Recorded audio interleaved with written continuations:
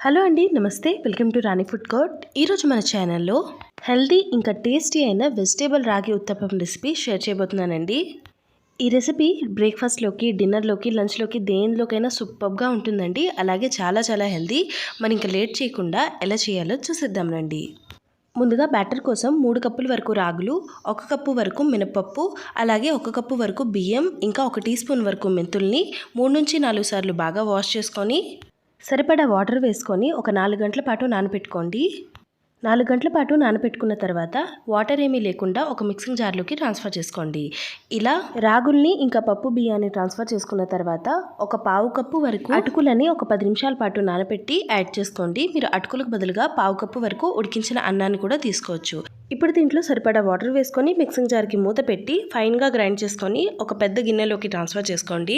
Transfer చేసుకున్న తర్వాత మూత పెట్టి ఓవర్ నైట్ అయినా లేదా 8 గంటల పాటు అయినా ఫర్మెంట్ అవ్వడానికి వదిలేయండి. ఇక్కడ మరుసటి రోజు మార్నింగ్ మూత అనేది తీసి చూపిస్తున్నానండి. చూడండి పిండి అనేది ఎంత చక్కగా ఫర్మెంట్ అయిందో. ఇప్పుడు అంతా ఒకసారి మిక్స్ చేసుకొని దీనిలో రుచికి తగినంత ఉప్పుని, కాస్త వాటర్ని యాడ్ చేసుకొని మళ్ళీ ఒకసారి మిక్స్ చేసుకోండి. మీకు బ్యాటర్ అనేది ఇడ్లీ పిండి కన్సిస్టెన్సీకి ఉంటే సరిపోతుందండి.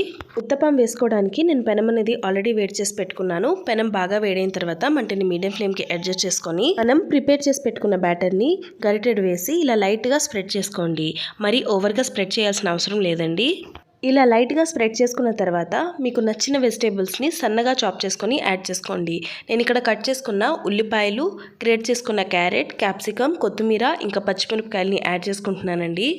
అలాగే మీకు నచ్చిన వాటిలో ఏవైనా యాడ్ చేసుకోవచ్చు. ఇష్టం లేని వాటిని స్కిప్ చేసుకోవచ్చు. మీకు ఇష్టం ఉంటే ఇదే స్టేజ్లో పన్నీర్ని ఇంకా మష్రూమ్ పీసెస్ని కూడా యాడ్ చేసుకోవచ్చు. కట్ చేసిన వెజిటేబుల్స్ అన్నిటిని యాడ్ చేసుకున్న తర్వాత చేతితో ఇలా లైట్గా ప్రెస్ చేసుకోండి. ఇప్పుడు ఒక 2 నిమిషాల పాటు మీడియం ఫ్లేమ్లో కాలనివ్వండి. 2 నిమిషాల తర్వాత లైట్గా ఆయిల్ని స్ప్రెడ్ చేసుకొని ఈ ఉత్తప్పంని మరోవైపుకి ఫ్లిప్ చేసుకోండి. రెండో వైపు కూడా ఫ్లిప్ చేసుకున్న తర్వాత కాస్త లైట్గా ప్రెస్ చేసుకొని రెండో వైపు కూడా 1 నిమిషం పాటు కాలనివ్వండి. ఇదే సేమ్ బ్యాటర్తో మీరు ఇడ్లీలు, దోశలు, ఇంకా పునుగులు కూడా వేసుకోవచ్చండి. అవి కూడా బాగా కుదురుతాయి, ఇంకా చాలా టేస్టీగా ఉంటాయండి. ఇప్పుడు ఈ ఉత్తప్పం రెండో వైపు కూడా ఒక 2 నిమిషాల పాటు కాలిన తర్వాత ప్యాన్ నుంచి సెపరేట్ చేసుకొని ప్లేట్లోకి తీసి వేడివేడిగా సర్వ్ చేసుకుంటే చాలా టేస్టీగా ఉంటుందండి. అలాగే మళ్ళీ సేమ్ ప్రొసీజర్లో మిగతా వాటిని కూడా ప్రిపేర్ చేసుకోవాలి. ఈ ఉత్తప్పంని గ్రీన్ చట్నీతో, ఊరగాయతో లేదా మీకు నచ్చిన చట్నీతో సర్వ్ చేసుకుంటే చాలా టేస్టీగా ఉంటుందండి. కూడా ఈ రాగి ఉత్తప్పం రెసిపీని ఒకసారి తప్పకుండా ట్రై చేసి మీకు ఎలా కుదిరిందో కమెంట్ చేసి చెప్పండి. అలాగే మరికొన్ని ఇలాంటి ఇంట్రెస్టింగ్ ఇంకా ఈజీ రెసిపీస్ కోసం ప్లీజ్ ఛానల్ని సబ్స్క్రైబ్ చేసుకొని పక్కనున్న బెల్ ఐకాన్ని యాక్టివేట్ చేసి ఆల్ అని క్లిక్ చేసుకోండి. And finally thank you so much for watching.